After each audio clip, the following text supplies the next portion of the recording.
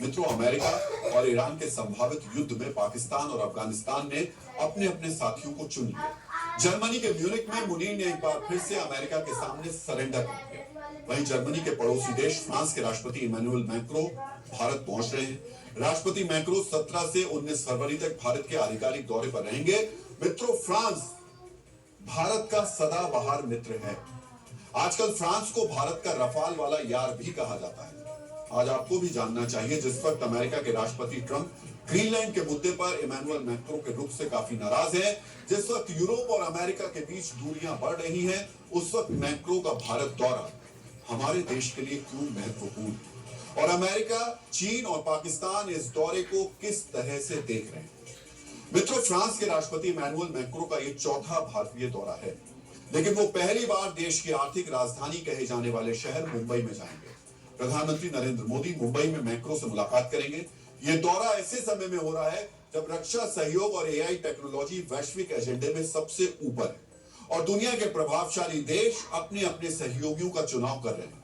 आज आपको समझना चाहिए, इमैनुअल मैक्रों के इस दौरे में भारत और फ्रांस के बीच कौन से अहम समझौते हो सकते हैं।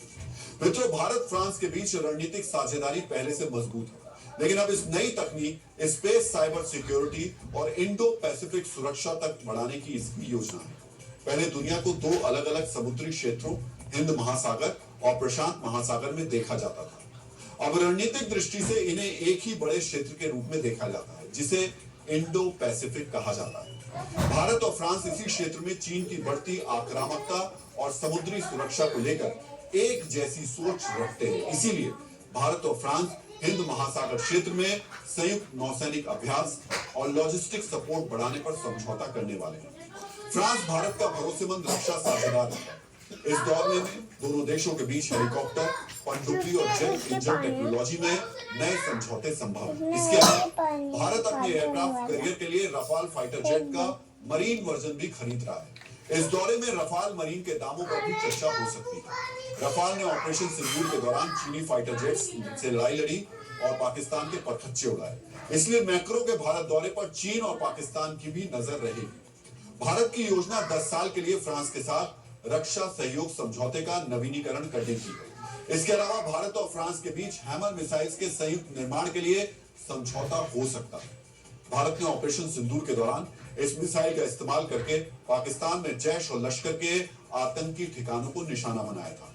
मैक्रो एआई इंपैक्ट समिट में भी हिस्सा लेंगे, यानी आर्टिफिशियल इंटेलिजेंस, क्वांटम टेक और स्टार्टअप सहयोग पर भी दोनों देशों के बीच बड़ा ऐलान हो सकता है। कल ही भारत और फ्रांस के बीच छठा भारत फ्रांस वार्षिक रक्षा संवाद होने जा रहा है। यह संवाद दोनों देशों के रक्षा मंत्रियों के बीच होगा। कल ही प्रधानमंत्री मोदी और राष्ट्रपति मैक्रों कर्नाटक के बेमगल में टाटा एयरवेज की H-125 हेलीकॉप्टर असेंबली लाइन का वर्चुअली उद्घाटन करेंगे।